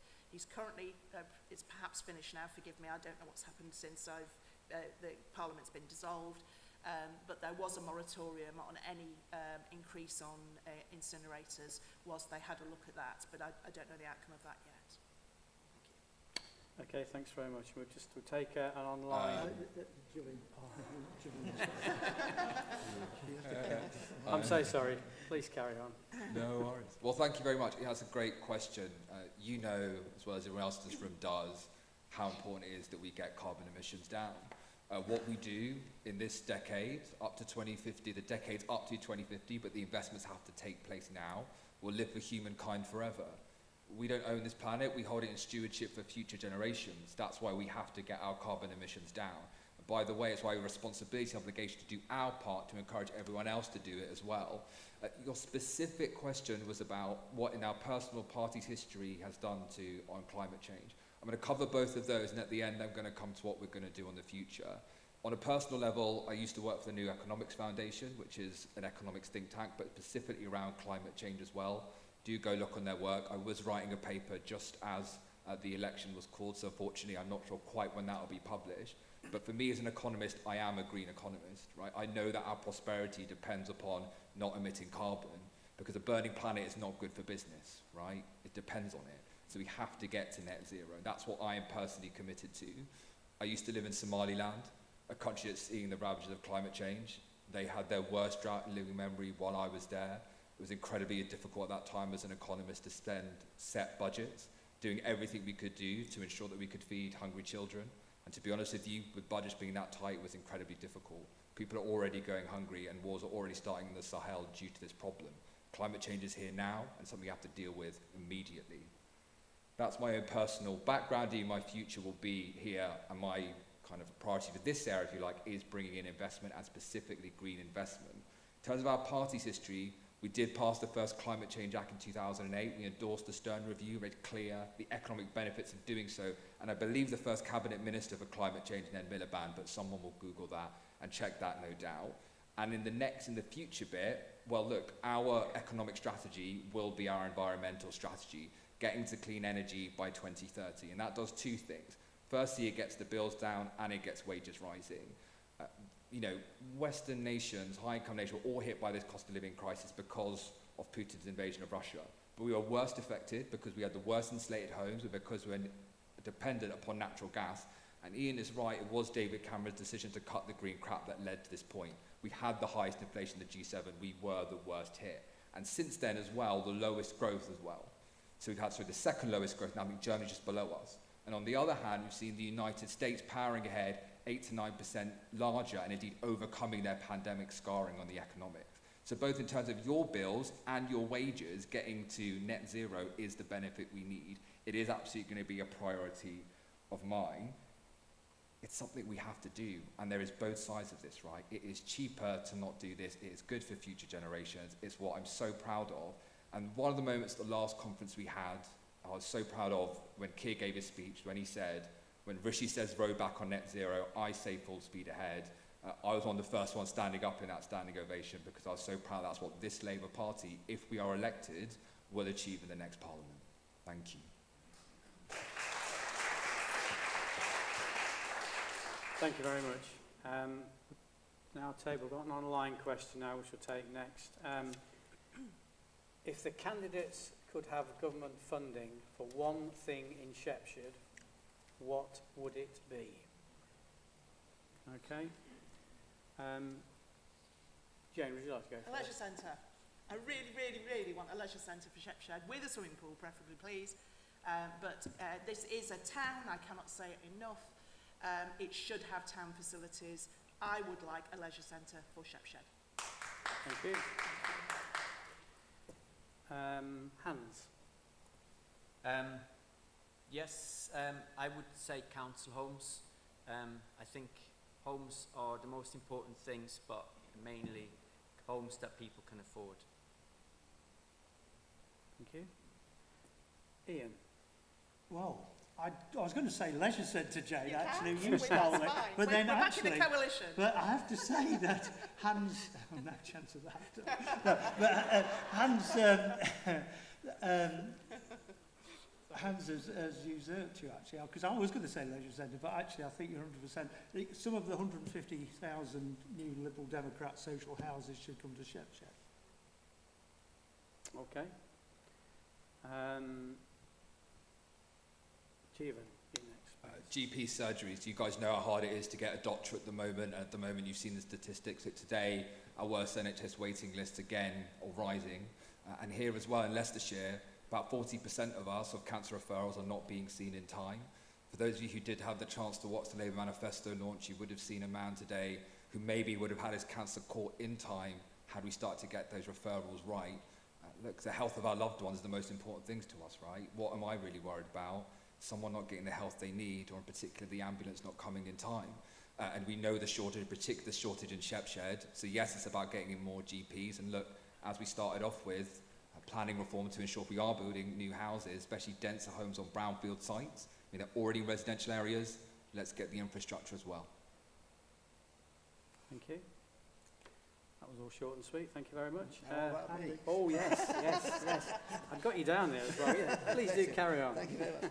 Well, I would like to see in Shepshed, for a relatively small sum, I think, an organisation where children are teamed up with older people to help each other. It goes two ways as well, so that the children get an understanding of what it's like to be old and how they can help, and generally in a good society. And the older people can pass on their experience and wisdom, and for the benefit of the children. And it's something that I would like to see a lot more of, everywhere, not just Shepshed. Thank you. Thank you very much. Okay, another question then. Thank you, Mr. My name's Mick Clark, and my question to the candidates is, what are each of your parties going to do, if elected, to get more money into Leicestershire County Council and Charnwood Borough Council to pay for public services? Okay, we'll start with you, Andy, this time, please, Thank you. since I missed you last time. A good question. For that to happen, really you've got to grow the economy. You've got to make the economy thrive and buzz. And for that, you need to let it free. Let it be free. You've got to remove regulation where you can that holds back business. And you've got to reduce taxation as best you can. And so that the money's in people's pockets, and then if things are turning around, then they can possibly pay for their council tax for the services as you described. The taxation, general taxation, needs to be reduced. Savings need to be taken at many, many areas at central government level. And only doing it at central government level can you actually filter down to the council's areas. And for that, you need to do several things. One is deal with wastage in central government. And a Reform UK government would demand, in fact, a savings in civil service and the general running of the country, quangos, you name it. We all have to look, in these hard times, have to look for savings. And why shouldn't the government, central government do that? And we would say 5% savings across the board for every government department. There are quangos out there that cost a fortune. They do, if they do any good at all, it's very difficult to do. I don't think anybody knows they're not even there. So we need to stop the Bank of England paying interest on the QE money, which to the banks. This money came from nowhere. And there's a saving there, something like £35 billion. And it goes on. Over to you. So grow the economy. That's what we've got to do. Thank you. Ian, if you'd like to go next. Yeah, please. thank you. A really, really good question, because when we talk about Broken Britain, so much of it evidences itself in local authorities. I think some of it is because we are the most over-centralised country in the democratic world. I mean, it's so ridiculous that up until very recently, the bus routes in Manchester were set by the Department of Transport. What? You know, it's madness. And so I think we need to decentralise. If I can include the police in your question, because I think it's adjacent. I mean, I stood to be PCC, and I was horrified that the police having to make £5.4 million of cuts, and yet the Office of the Police and Crime Commissioner cost £5.3 million. So I certainly overnight abandoned the Police and Crime Commissioners, their ridiculous overhead and a legacy from Cameron's big society or whatever. And nobody really knows what they were for really, but they cost a fortune. So I think we are promising to give more funding, and our manifesto is costed, and we're promising to give more funding to local authorities. But I think I would also say that what we must do is decentralise more. Because as Andy's saying, you know, you've got a big civil service and a a lot of them are very, very, very dedicated, very intelligent people. And historically, we've had a reputation as a country of having a Rolls Royce of a civil service. But it's ridiculous that decisions that affect our communities are actioned through London. Big decisions in the college now have to be approved by the Treasury because somebody ticked a box and it all of a sudden became a state body. So the college used to function perfectly well. It had some really good governors. I was one of them. But they used to run their own affairs very happily, and now there's civil servants in London taking 6 months to make a 2-minute decision.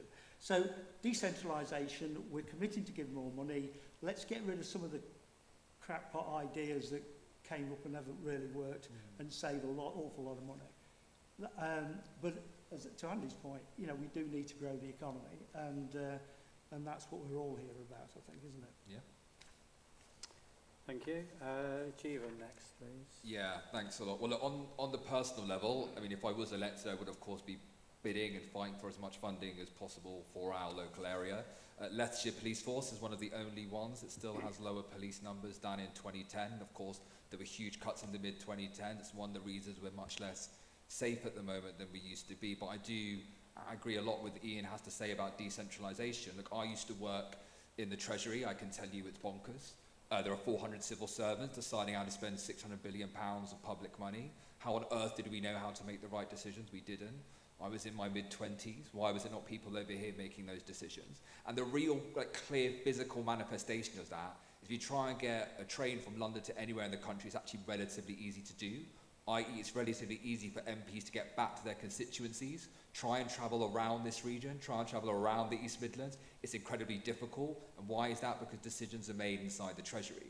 And that's why the next Labour government will hand power back to local areas, specifically mayoral combined authority. It'll be the biggest devolution of power this country has ever seen. I'm incredibly proud that we've got this moment. I'm incredibly excited for what we need to do, the changing of the economic governance, so actually we end up making decisions that are in our benefit for the future. That's what we're going to do. But there's also another note here about the funding. I think it is important here.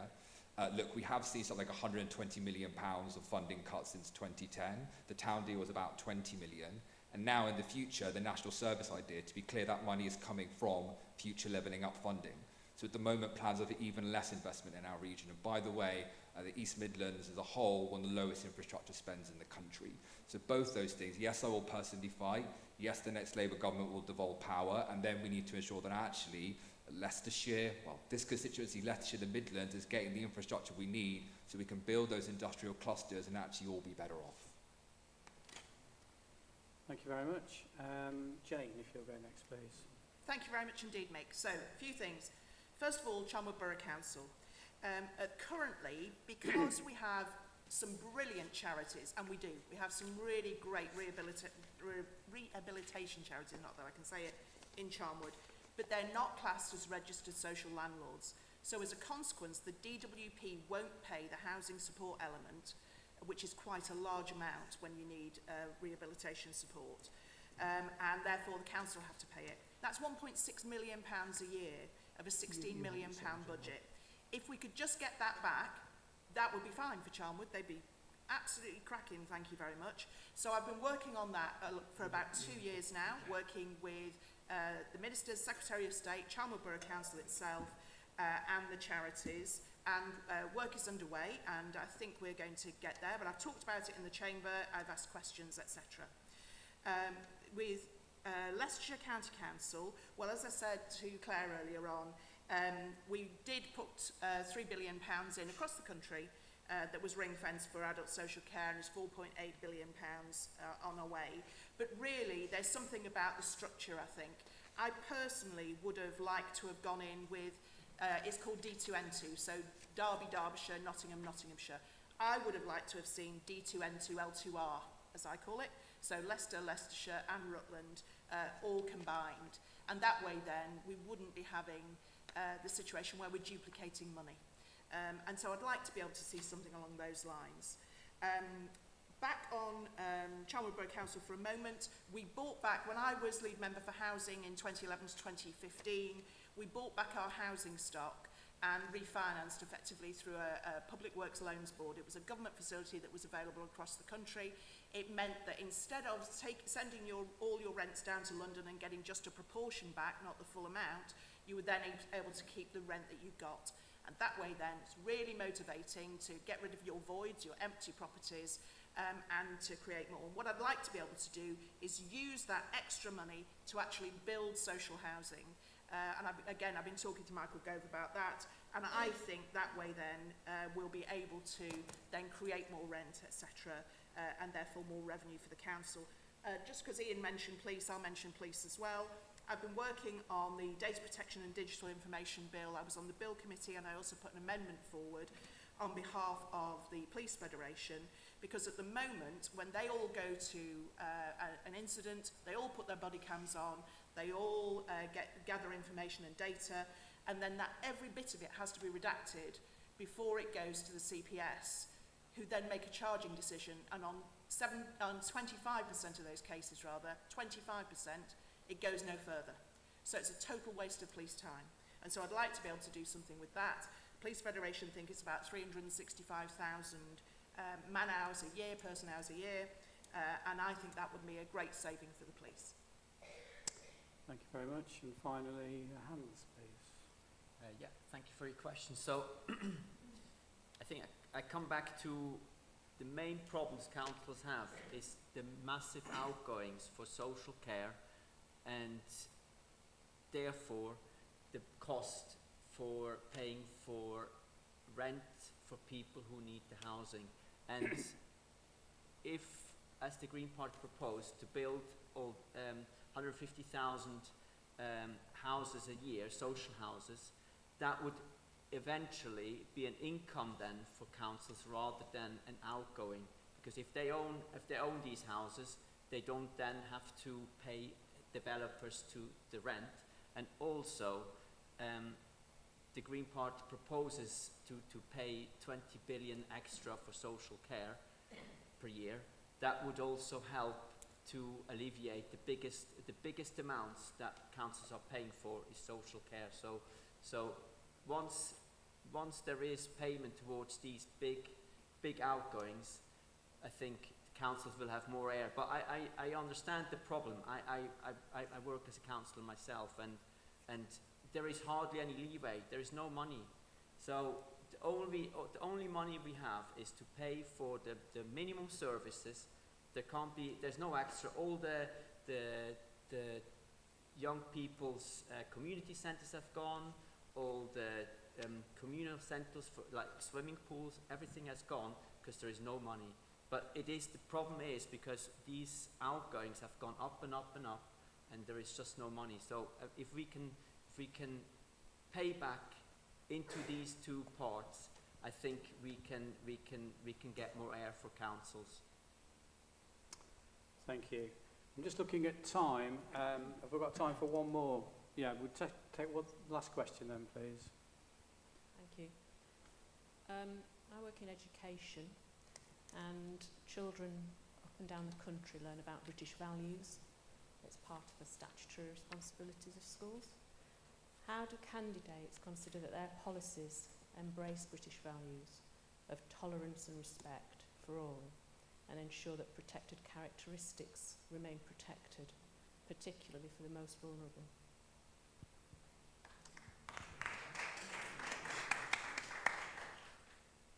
Sorry, can we start with you, Hans, on this one, please? Yeah. So thank you for this question.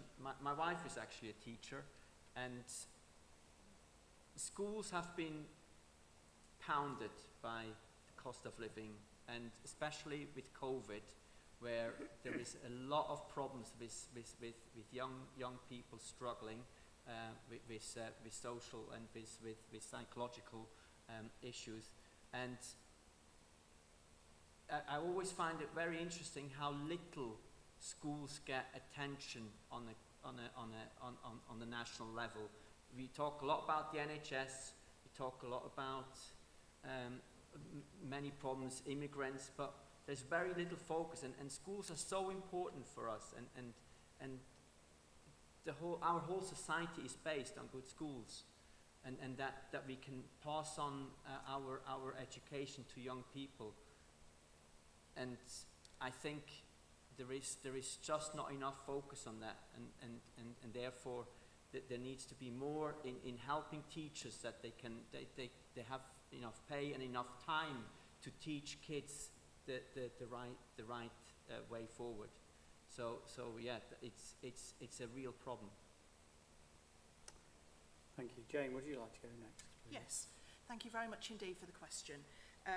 I think tolerance and respect are hugely important, possibly the biggest importance in society, really, so that we're able to include everybody and make everybody feel welcome in whatever setting they are, in whatever reason. And so to be able to show that way with children is extremely important. And actually, they then reflect it. We then see it from them as well, and just understand that actually maybe we're going too far on something and then pull back. I think that's very important, particularly in public life. The Nolan principles that we follow give us a guidance, but really it's about your own moral code, I think, as well, and what you're prepared to accept, and what you're prepared and what you are willing to help people with and to do for them. And so to me, tolerance and respect, as I say, very, very important. Protected characteristics, I think that is very important also for all people in this country, in all different formats, if you like, if I could put it that way, including women and girls. And we have to be able to include their protected characteristic as well. Thank you. Andy, would you like to go next? Yes. Okay. Well, children are generally very, very good. They're kind, and they can be encouraged to be even kinder and understanding with other children and other people, really old people. And it's absolutely fair to say that just every race or creed or group, they care for their children very much, and they look after their children very much, and we all have the same values, and children generally know this, and sometimes adults probably dissuade them from a little bit, but the children, if they're allowed to be, they get on fine with each other, and when they break ranks and are unpleasant to other children, then it's important that they explain to them why there is. I do have serious reservations about the concept of critical race theory in schools. I think it's very wrong to teach children that just because of that particular characteristic, you're horrible or you're inferior. That's very wrong. I think there's far too much emphasis on sexual orientation with young children. Let them have a childhood and deal this when they get towards adulthood. We're all being different, and we all have different challenges, each and every one of us in some degree, and just encouragement with kindness and understanding, but don't force. Thank you. Ian. Thank you. Yeah, thank you very much. I mean, I've been a college governor, I've been a school governor, I am a school governor, and I know why you're asking this question, because, at least I think I do, and that, I'm sorry, I'm going to have to say it, but there have been government ministers who have tried in desperation to start a bit of a culture war, and are talking about schools. The first time I heard a government minister, I think it may even have been the equality minister, bizarrely, saying something about how children are being taught woke theory. And I nearly threw something at the wall. I said to my wife, they're talking about the requirement to teach British values. I mean, this is what the kids are meant to be taught. And kids are wonderful, but kids, unfortunately, have families, and some of the families teach them values that they need a little help to get over, you know. And so I think that you know, the great work you do in teaching British values is so important, and it is all about tolerance. And, you know, Jane's alluded a little bit of culture war stuff about now making, verging on transsexual issues, because that's clearly a bit of a dog whistle there. That is complicated, but teachers are very smart, very driven, very wanting to do the right thing. So they, you know, sorry Andy, they don't teach little children about sex. They treat, you know, sex and even sexual orientation is introduced in a very managed, controlled and age-appropriate and professional manner. You know, forget the Daily Mail, go in the school and actually see what really happens. So I hope you feel that we live up to British values and that our manifesto you would give us a pass mark for. If not, please do come and tell us where we're wrong. And thank you for all that you do. Jeevan, please. Thank you very much. It's a brilliant question. As you said, it really reflects on why I am proud to be British. You know, of our common values, right? Of decency, of integrity, of determination, of tolerance, of the nation that we've built. Different backgrounds that come together to forge a common culture. You know, on St George's Day, I celebrated with a pint in Shepshed. I celebrated with a pint in Loughborough. It was my favourite visit so far of this campaign. And, you know, we live in a country where we can have a curry and then go watch the England football team and support them. We should be so proud of this nation that we've built, so proud of the culture that we have, and I'm incredibly proud of that as well. You spoke about equality issues. One, you know, thing in my life that has really changed in a really positive way is both gay rights as well as the views of gay people. When I was a teenager, it was normalized to be homophobic. It was normalized to use homophobic slurs. It was not even thought about. My parents' generation, I suspect a lot of them thought it was not normal in some sense. And now we celebrate that love. All of us celebrate that love. Aren't we proud of how much we've moved forward? In terms of specifics on the politics of this, you know the last Labour government, of course, passed the Equality Act. We will be building upon it if we are elected in this election. But the final thing I want to say is also a cultural thing and a responsibility for us as politicians as well. There are different and difficult cultural issues that we have to move forward with, but in a spirit of tolerance and understanding, which is where the British people are. The British people are tolerant, they are understanding, they are kind, and they are compassionate.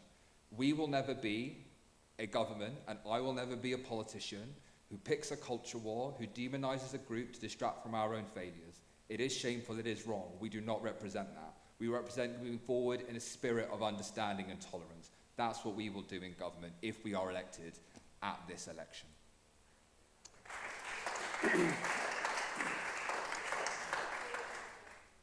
Thank you. Thank you very much. We've managed 10 questions there, so thank you very much. I think time is moving on now, and we really want to move into your sort of closing comments. So thank you for all your questions. Thank you for all your responses. And I'll now ask you each to, and if you can stick to your 3 minutes, I'd be even more grateful. So can we start with Jane, please? Thank you very much. First of all, thank you very much for the questions tonight, and thank you indeed for coming or listening in.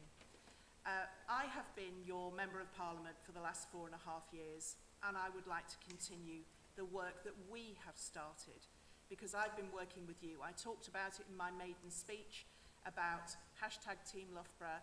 I am actually part of the team, because there are many, many of you throughout the whole of this constituency who act and work and carry out things that help the whole community. And I have been very proud and honoured to have been your Member of Parliament, but also to be in those teams. So if I could please carry on, I would be most grateful. Please do vote for me. My name is on the ballot paper, Jane Hunt, on the 4th of July. Thank you very much indeed. Thank you. Jeevan, if you'd like to go next, please. Yeah, thank you very much. Well, Loughborough is my home, and this is our community. I've been here a lot, been across the constituency. Incredibly proud of who we are and what we can do and what we can achieve. Let's not shy away from this difficult moment. The worst fall in wages since Napoleon, the longest waiting times in our history, people who are dying waiting for ambulances. This is an incredibly difficult moment. But I'm here standing fundamentally because I'm hopeful about our future. I'm determined to deliver it. And it's where we started off. There's 3 things we're talking about: a prosperous, healthier, greener future, investing to get your bills down, investing to get wages rising through green investment, bringing more doctors and nurses here, and reforming our NHS so actually when our loved one needs an ambulance, it actually arrives in time. I will be an MP who serves you. You've seen a lot of me over the past 18 months. If I'm elected, you'll see a lot more of me, I can guarantee you, because I know how important it is to serve. It's what I've spent my life doing, and it's what I would do if I am elected. And thirdly, the choice to end Conservative chaos. That chaos is costing us the pounds and pence, it's costing us constantly, and it's also, as we've touched on today, costing us in our public and our cultural life. It is time we change and turn the page. On this election, on July the 4th, you do get to vote for that. A prosperous, healthier, greener future, an MP who serves you, and to end Conservative chaos. Please do vote for Labour on July the 4th. Thank you very much. Thank you. And Andy, if you'd like to go next, please. Thank you. Ladies and gentlemen, thank you very much indeed for your questions and for listening. And I would like you to vote for me for the Reform UK Party on the 4th of July, because we are the new kids on the block, and we're trying to stop the decay that's going through this country for the last 27 years. And I focus on those last 27 years because it started with the arrival of Mr. Blair. And it's going downhill. Now, we need to work across communities, and we do. I am the representative for the Reform Party in Leicester, and we're working with the Hindu community there who are very interested in who we are. So if anybody's got any ideas that we might be singularly white British, then please forget them, because we are very much a broad church, and everybody together. I mean everybody. And the problems facing this country are enormous. And for that we have to work together and to celebrate what we've got together. our values together. They're all the same, really. You know, we know how to enjoy ourselves, and we know how we can improve ourselves. So let's just take that in mind as we go forwards. Grow this economy, look after everybody as we're doing so, and then we can come to more steadier level times. It's going to be a massive task going forwards. I'm prepared to do that bit. I'm prepared to do my bit. So I lack the experience. I've never been an MP before, but I would love to do that and serve well. So please vote for me. Thank you. Thank you very much. Hans, if you'd like to go next, please. Since the 2008 economic crisis, services have gone downhill in this country and our financial circumstances have hardly improved. Even though the Green Party has not got all the answers, we have a bold plan to improve services and our lives for the better. Trust me as your representative in Parliament to fight for better rent control, more help for our local shops and businesses, a better funded NHS, less pollution in our rivers and lakes, better transport to get to your destination, and finally, more help to prepare for the inevitable climate change with more drought and more flooding like the flood we experienced in early January of this year. Thank you. I never pronounce inevitable right. Sorry about that. Thank you. Ian. Thank you.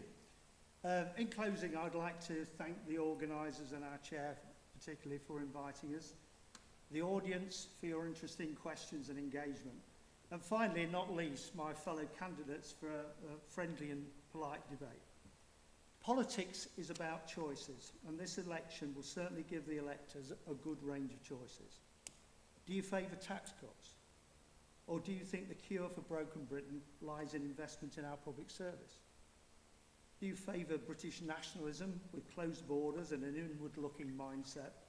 Or do you think that Britain succeeds when it engages and trades with the world, particularly with our nearest neighbours? The choice is yours. It's up to you to decide what's best for you, your family and your country. We Liberal Democrats summarise our offer, our invitation to you to give us your vote as 5 fair deals.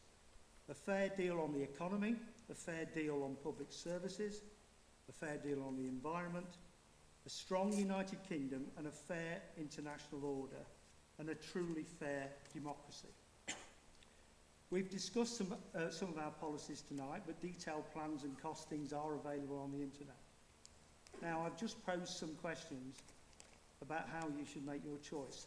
If I could presume to do so, these are my suggestions. Do you favour tax cuts or investment in public services? Well, taxes are at their highest level for 70 years and need reducing, but our public services are collapsing. We believe saving them with much needed investment must come before tax cuts. Do you favour British nationalism or engaging with the world? We believe Britain is a country we can be very proud of, but such pride never used to stop us from having an international mindset, from being a leader in creating international partnerships and international agreements like the ECHR.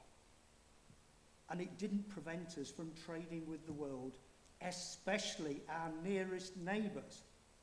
Brexit was a terrible error. It caused us incredible economic and reputational losses. We will fight to undo Brexit, one step at a time. I ask that you vote Liberal Democrat, you vote Ian Sharp, so that we can fix broken Britain, undo the Brexit devastation and put these years of chaos behind us. Thank you. Okay, thank you very much. Well, that concludes the evening. Thank you very much for your contribution. Thank you very much for your behaviour. Thank you to all the candidates. Have a safe journey home. Good night. Thank you. Okay.